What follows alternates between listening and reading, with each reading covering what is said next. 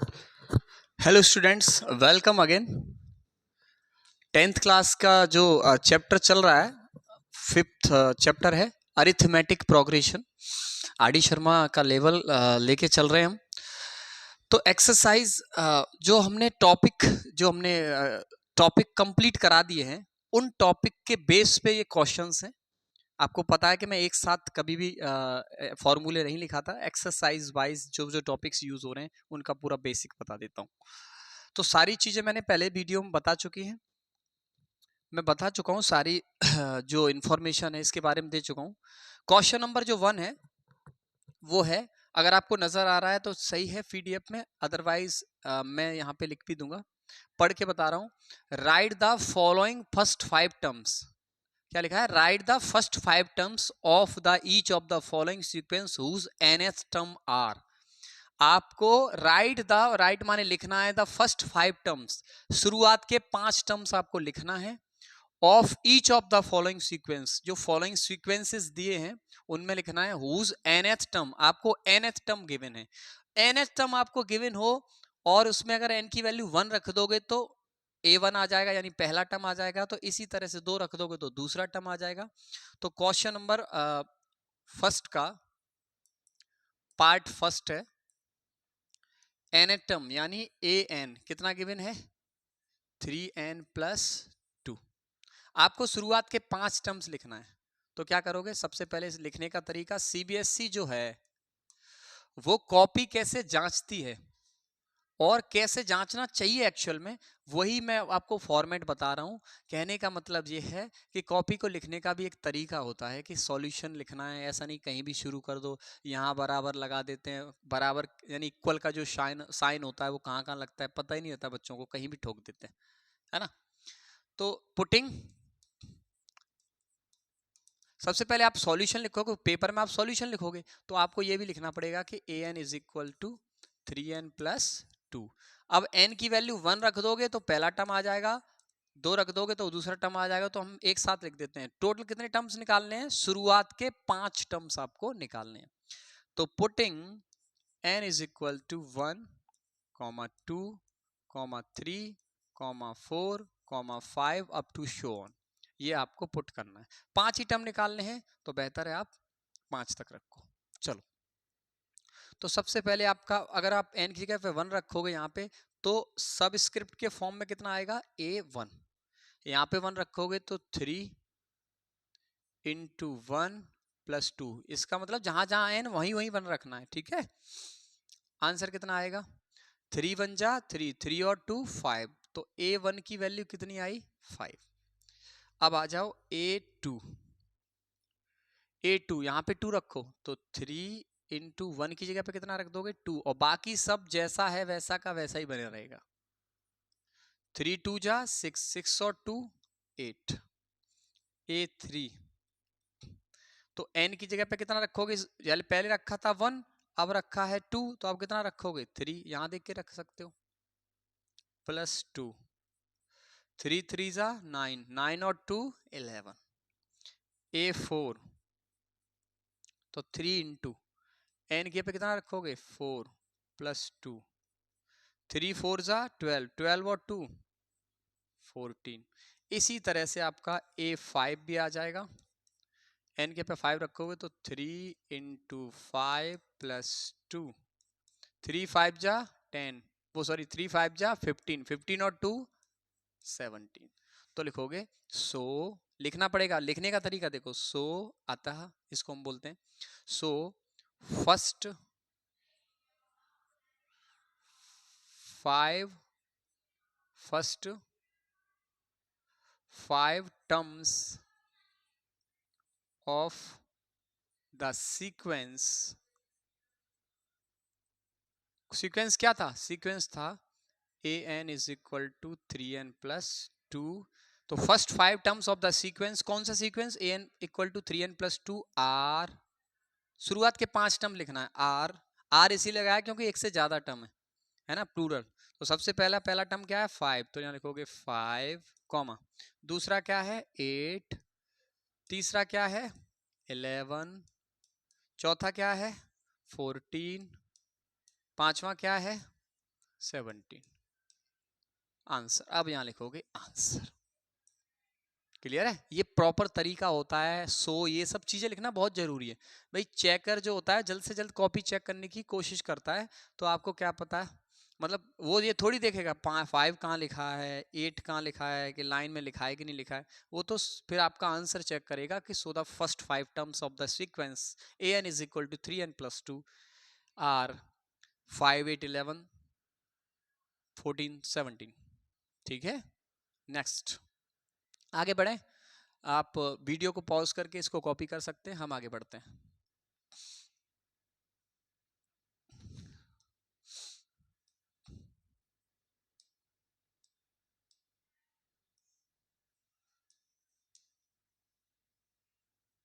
मैंने इसके जो आंसर हैं वो कवर कर दिए ताकि देखे नहीं, क्योंकि पीडीएफ में आंसर भी थे। अगली बार से जो पीडीएफ है उसमें आंसर नहीं रखा करेंगे, तो ये सब चीजें नहीं करनी पड़ेंगी। अब तो कर लोगे। एक और देख लो, सेकंड का सॉल्यूशन, क्वेश्चन नंबर फर्स्ट के सेकंड पार्ट का सॉल्यूशन क्या दिया है, ए एन इज इक्वल टू 3 की पावर एन। अब मैं क्वेश्चन नहीं लिख रहा हूं, जैसे बोर्ड में लिखते हैं, बोर्ड में क्वेश्चन नहीं लिखते ना, तो सीधा सॉल्यूशन लिख रहे हैं। तो क्या करोगे, पुटिंग वही चीजें 5 तक रख दो, क्योंकि शुरुआत के 5 टर्म निकालने हैं। 1 2 3 4 5 रखो। A1 जहां जहां n वहां वहां 1, तो 3 पावर में कितनी है n, तो पावर में कितना आएगा 1। तो बताओ 3 की पावर 1 की वैल्यू कितनी होती है 3। 3 की पावर 1 का मतलब है 3 को 1 टाइम ओपन करना, 1 टाइम करोगे तो 3 रहेगा। A2, A2 का मतलब है कि जहां n थी वहां 2 रख दो, तो 3 की पावर 2, और 3 की पावर 2 की वैल्यू 3 का 2 टाइम मल्टीप्लाई, 3 इंटू 3, 3 3 जा 9। उसके बाद A3, A3 मतलब n की जगह पे 3, तो ये वाला 3 तो रहेगा ही रहेगा। उसकी पावर कितनी है n, n पहले 1 रखा था फिर 2 रखा, तो अब कितना रखोगे 3। 3 की पावर 3 की वैल्यू 3 3 जा 9, 9 3 जा 27, यानी 3 को 3 टाइम्स ओपन करना है, तो 3 3 जा 9, 9 3 जा 27। ठीक है, इसके बाद A4, 4 जहां n था वहां 4 रख दो, तो 3 की पावर 4, और 3 की पावर 4 की वैल्यू का मतलब है कि 3 का 4 टाइम्स मल्टीप्लाई करना है। 1 2 3 4, 3 3 जा 9, 9 3 जा 27, 27 3 जा 81। तो फाइनली आपका आंसर कितना होगा 81। A5 यानी n की पे कितना रखना है 5, तो 3 की पावर 5, 3 का 5 टाइम मल्टीप्लाई, तो 3 का 5 टाइम मल्टीप्लाई आप करोगे, 3 3 जा 9, 9 3 जा 27, 27 3 जा 81, 81 3 जा 243। आप ये देख रहे हो कि ये चीजें आगे बढ़ती जा रही हैं, तो यहीं से मल्टीप्लाई करो, 3 3 जा 9, 9 3 जा 27, 27 3 जा 81, 81 3 जा 243। ठीक है, तो शुरुआत के 5 टर्म्स हो गए। अब लिखोगे कैसे, तो लिखोगे सो first 5 terms of the sequence क्या था, ए एन इज इक्वल टू 3 की पावर एन आर, कौन कौन से थे टर्म्स, पहला टर्म 3, दूसरा टर्म 9, तीसरा टर्म 27, चौथा टर्म 81, पांचवा टर्म 243। थोड़ा इसको इंक बढ़ा देते हैं।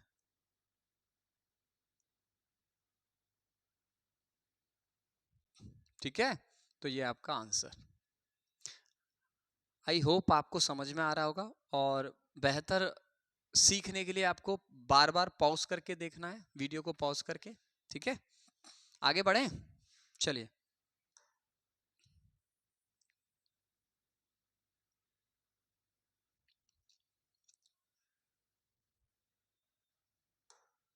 चलो, इसके बाद थर्ड पार्ट है, ए एन इज इक्वल टू, जैसे हम बोर्ड में लिखते हैं वैसे लिखते हैं ना, पहले तो थर्ड का सॉल्यूशन, सॉल्यूशन को शॉर्टकट में मैं लिख देता हूं सॉल की पावर एन। तो एग्जामिनर भी समझ जाएगा कि आपने किस तरह से लिखा है ना। सॉल्यूशन क्या दिया है, ए एन इज इक्वल टू -1 की पावर n इंटू 2 की पावर n। ठीक है, तो वही लिखोगे, putting n is equal to कितना 5 तक, क्योंकि 5 टर्म निकाले 1 2 3 4 5, तो a1 पहले a1 निकालो। तो जहां जहां n होगा वहां वहां क्या रखेंगे 1, तो -1 तो है ही है, पावर कितनी है n, n की जगह पे कितना रखोगे 1, तो जहां n मिले वहीं 1, इंटू लगाए लगा दिए, इंटू होता है इंटू 2, पावर कितनी है 1, क्योंकि n की जगह पे कितना रखोगे 1। अब मुझे बताओ -1 की पावर ऑड है कि इवन है। पहली बात तो यह है कि 1 की पावर आप कितना भी हो, वो आंसर फाइनली 1 ही आना है। लेकिन अगर माइनस लगा हो तो वो डिपेंड करता है कि पावर इवन है या ऑड है। अगर पावर इवन है, माइनस वाले की पावर अगर इवन है, तो उसका जो साइन होगा वो प्लस हो जाएगा, और माइनस की पावर अगर ऑड है तो हो जाएगा माइनस। अब आप इवन ऑड मुझे समझाना नहीं पड़ेगा, क्योंकि आपको प्रीवियस क्लास देखनी पड़ेगी नंबर सिस्टम की। ठीक है, तो -1 की पावर 1 है तो कितना हो जाएगा -1। क्यों हो जाएगा, क्योंकि माइनस की पावर ऑड है, इसलिए माइनस आएगा। 1 की पावर कितना भी चढ़ा लो आप, कितना भी उस पे हो, 1 ही होएगा। और 2 की पावर 1 की वैल्यू तो होगी 2। क्यों, क्योंकि 2 की पावर 1 का मतलब 2 को 1 टाइम ओपन करना हो, 1 टाइम ओपन का मतलब 2। ठीक है, तो आंसर आ जाएगा आपका माइनस का 2,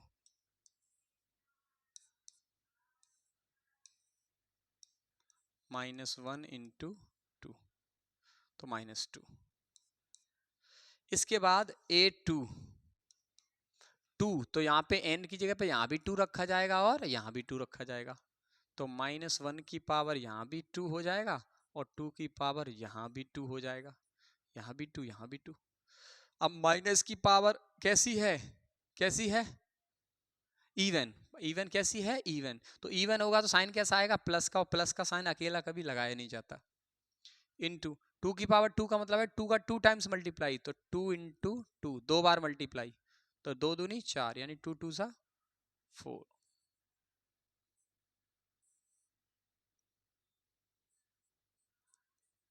तो आंसर कितना आएगा 4। A3 तो -1 की पावर कितनी हो जाएगी, यहाँ भी 3 यहाँ भी 3, 3 इंटू 2 की पावर 3। -1 की पावर 3 है, -1 होगा, क्यों होगा, क्योंकि पावर कैसी है ऑड है, तो माइनस आएगा, और 1 की पावर तो 1 ही होती है, कितनी भी चढ़ा लो 1 ही आएगा। इंटू 2 की पावर 3 की वैल्यू, तो 2 का 3 टाइम मल्टीप्लाई, 2 इंटू 2 इंटू 2, 2 2 ज़ा 4, 4 2 ज़ा 8, तो कितना आएगा फाइनली आंसर 8। तो आंसर कितना आ जाएगा, -1 का 8 में मल्टीप्लाई होगा तो कितना आ जाएगा माइनस का 8। माइनस की जो नंबर्स होती हैं बेहतर है कि आप उसको ब्रैकेट में रखो ताकि अलग से पता चले। ठीक है, A4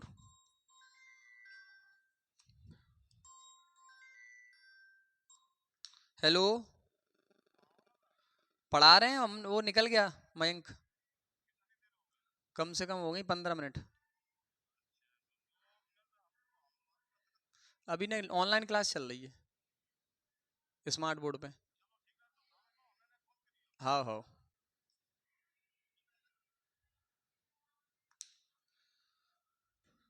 A4 sorry for disturbing. Minus, अब यहाँ पे क्या होगा, यहाँ n की जगह पे यहाँ पे 4 आ जाएगा और यहाँ भी 4 आ जाएगा, तो -1 की पावर 4 इंटू यहाँ भी आ जाएगा 2 की पावर 4।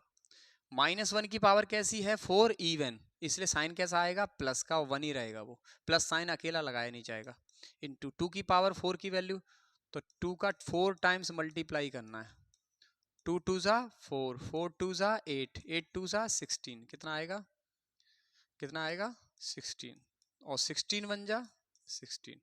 एक और टर्म रह गया A5, तो A5 हो गया -1 की पावर, अब क्या आ जाएगा यहाँ पे 4 की जगह पे कितना आ जाएगा 5, यहाँ 4 की जगह पे कितना आ जाएगा 5, -1 की पावर जो है वो है ऑड, तो साइन कैसा आएगा माइनस, और 1 ही रहेगा। क्यों? क्योंकि मैं शुरुआत से बताते जा रहा हूं 1 को कितना भी पावर, 1 की पावर कितनी भी हो वो 1 ही होएगा। माइनस किस वजह से आया? माइनस किस वजह से आया? पावर कैसी है? ऑड, इसलिए आया। इनटू, इसको ब्रैकेट में रख दो क्योंकि माइनस का है।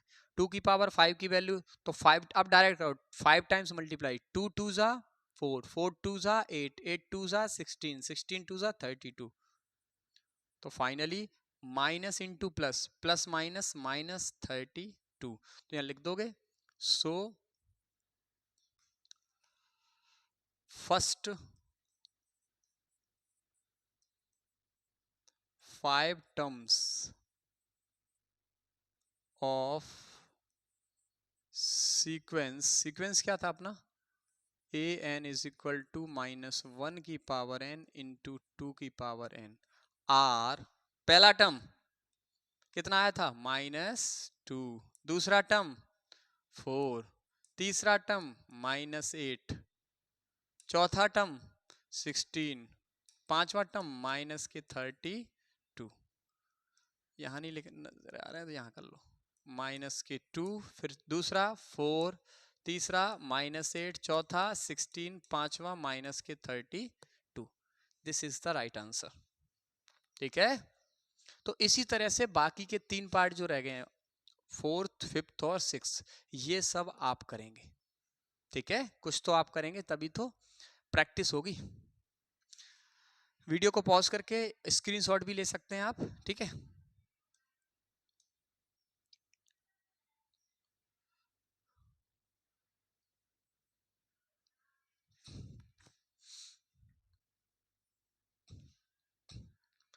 इसके बाद फाइंड द, क्वेश्चन है नंबर 2 है, find the indicated terms, find the indicated terms in the each of the following sequence whose nth term are. nth term आपको गिवन है, जो इंडिकेटेड टर्म्स हैं जो बगल में लिखे हुए हैं वो आपको फाइंड करने हैं। ठीक है, चलो क्वेश्चन नंबर 2 का फर्स्ट का सॉल्यूशन। an आपको गिवन है, कितना है? 5n minus 4। आपको a12 निकालना है और a15 निकालना, ये इंडिकेटेड टर्म्स हैं। तो a12 का मतलब क्या होता है? जो मैं समझा था कि जो नीचे वैल्यू आती है उसका मतलब होता है कि उसी नंबर का टर्म निकालना है, वही n की वैल्यू होती है। a12 का मतलब है कि आपको 12 टर्म आपको निकालना, और 12 टर्म निकालने के लिए nth टर्म में n की वैल्यू कितना पुट करना पड़ेगा? कितना पुट करना पड़ेगा? जब मैं पहला टर्म निकालता था तो n की वैल्यू 1 पुट करता था, दूसरा टर्म निकालता था तो 2 पुट करता था। तो बताओ 50वां टर्म निकालना हो तो कितना करेंगे? 50। और मुझे 12 टर्म निकालना हो तो कितना पुट करेंगे? 12। तो putting putting n is equal to 12 comma 15। 15 इसलिए क्योंकि a15 भी निकालना है। ठीक है, तो सबसे पहले क्या निकलेगा? a12 रखो, 5 इंटू n की वैल्यू 12, 12 माइनस 4, 12 5 जा 60, 12 पंजे 60 और माइनस 4, 60 में से 4 जा कितना आएगा? 56। ये का आंसर तो हो गया आपका ये। अब आपको निकालना है a15, तो n की वैल्यू आपको पता है 15 रखनी थी, तो रख दो इसमें 15। तो 5 इंटू 15 माइनस 4, तो 15 5 जा 75, 15 5 75 और माइनस 4, 75 में से 4 जाएगा कितना बचेगा? 71। क्यों? क्योंकि बड़ी वाली प्लस की, छोटी वाली माइनस की, और बड़ी वाली जो है उसी का साइन आता है सब्ट्रैक्ट करने पे। क्लियर? तो ऐसे ही आप मेरे हिसाब से सारे टर्म आप कर लोगे, सारे क्वेश्चन कर लोगे। ये 7 निकालना है, 3 निकालना है, 5 निकालना है, 8 निकालना है, कर लोगे आप। ऐसी मैं आपसे उम्मीद रखता हूं, अगर आप शुरुआत से इस वीडियो को अच्छे से देख रहे हैं तो, और मन से देख रहे हैं। ठीक है, ओके, चलें आगे। एक लास्ट क्वेश्चन और कर लो।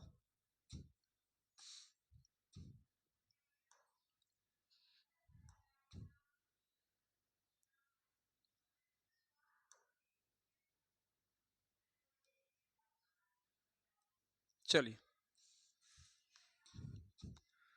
क्वेश्चन नंबर 3 है, find the next 5 terms of each of the following sequence given by. Next 5 यानी अगले 5 टर्म और निकालना है, कुछ टर्म्स आपको गिवन है। तो क्वेश्चन नंबर 3 का फर्स्ट का सॉल्यूशन, A1 कितना दिया है, A1 आपको दिया है 1 और AN कितना है, AN-1 प्लस 2 और where n is greater than और इक्वल टू, या तो n की वैल्यू 2 रखना है या 2 से बड़ी रखना है। वो नहीं भी बोलता तो भी हम 2 ही रखते या 2 से बड़ी रखते। क्यों? क्योंकि अगर मैंने यहाँ पे 1 रखी तो A1 ऑलरेडी गिवन है, तो क्यों रखेंगे 1, 2 ही रखेंगे, सीधी सी बात। तो चलो पुटिंग, अच्छा कितने टर्म्स अगले लिखने हैं, नेक्स्ट 5 टर्म्स। तो नेक्स्ट 5 टर्म्स के लिए n की वैल्यू 2 से लेके 5 डिजिट तक रखना है, यानी 5 डिजिट का मतलब है putting n is equal to 5 number of digits के, 2 3 4 5 6 हो गए, 1 2 3 4 5, यानी पूरे 5 हो गए टर्म्स।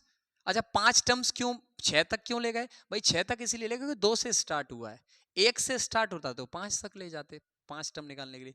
अभी 10 से स्टार्ट होगा तो 14 तक ले जाएंगे 5 टर्म निकालने के लिए, ठीक है। चलो तो A, सबसे पहले आप 2 रखोगे तो क्या हो जाएगा A2। अगर यहाँ पे 2 रखोगे कहाँ, सब स्क्रिप्ट के फॉर्म में, तो 2 में से 1 जाएगा, कितना आ जाएगा 1 और प्लस 2। अब आप देख रहे हैं कि A1 जो है वो पहले से गिवन है, देखो तो A1 की वैल्यू कितना रखोगे 1 और प्लस 2, फाइनली आंसर कितना आ जाएगा 3। तो A2 कितना आया 3। अब A3 निकालो क्योंकि n की वैल्यू अब 3 रखी जाएगी, 3 रखोगे तो ये बन जाएगा आपका 3, लेकिन ये बन जाएगा 3 में से 1 गया 2, तो A2 और प्लस 2 और A2 यानी दूसरा टर्म आपको पहले से ही गिवन है, यानी निकाल चुके हो आप। कितना आया A2, देखो A2 कितना आया 3, को यहाँ पे पुट कर दो प्लस 2, आंसर इज 5। नेक्स्ट ऐसे ही अब 3 पुट कर दिया, अब कितना पुट करेंगे 4, तो A हो जाएगा 4, A4, यहाँ 4 पुट करोगे तो 4 में से बन जाएगा 3 और प्लस 2। अब आप देख रहे हैं कि A3 हम पहले से ही निकाल चुके हैं, सॉरी A2 नहीं था ये, सॉरी ये था आपका A3, ठीक है। तो A4 is equal to A3 आपको पहले से निकाल चुके, कितना आया 5, वो यहाँ रख दो प्लस 2, तो A4 कितना आया आपका 7, ठीक है 5 और 2 7।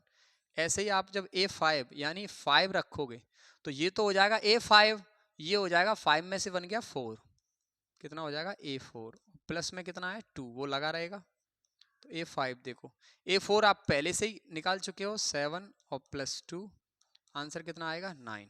अब कितना बचा A6, वो यहाँ निकाल देता हूँ A6 आप निकालोगे तो 6 में यहाँ रह जाएगा, 6 में से 1 गया 5, A5 प्लस कितना है 2 पहले से है, तो A5 कितना है आप निकाल चुके हो पहले से ही, कितना आया 9 यानी 9 और प्लस 2, फाइनली आंसर इज 11। तो नेक्स्ट 5 टर्म्स क्या होंगे, next 5 terms of the sequence an equal to n minus 1 plus 2 are, लिख लोगे फिर नेक्स्ट 5 टर्म्स कहाँ से स्टार्ट हुए 3, 5, 7, 9, 11, ये तो लिख लोगे। तो ये काम इसमें करना था, अगला वाला आप खुद ही कर लेना। तो आपकी जो एक्सरसाइज 5.1 है वो बिल्कुल बेसिक एक्सरसाइज थी, और इन्हीं से आप आगे बढ़ोगे। अरिथमेटिक प्रोग्रेशन सीखना है, अच्छे अच्छे क्वेश्चन करने हैं आपको, आसानी से करने हैं, तो बेसिक जानना बहुत जरूरी है। और बिना बेसिक के मैथमेटिक्स क्या कोई सब्जेक्ट नहीं पढ़ा जाता, क्योंकि जब तक आपका बेस यानी आपकी जो न्यू है वो कमजोर रहेगी ना, तो उस पर बिल्डिंग जो है ना बन तो सकती है लेकिन ज्यादा देर तक टिक नहीं सकती। यानी परीक्षा में अच्छे नंबर रट के कैसे भी नोट चिपका के कैसे भी आ सकते हैं, लेकिन उस परीक्षा ऐसी परीक्षा में नंबर लाने से फिर आगे जो है वो बिल्डिंग गिरेगी, यानी आपका जो ग्राफ है, आपकी जो आपसे जो उम्मीदें हैं वो गिरेंगी। क्यों? क्योंकि आपने जो आपकी नींव थी वो आपने मजबूत नहीं करी, इसी वजह से, ठीक है, इस वीडियो में इतना ही। मेहनत करिए, पढ़ते रहिए और हमेशा पढ़ते रहिए, क्योंकि शिक्षा वो शेरनी का दूध है, जो पीता है वो जरूर दहाड़ता है।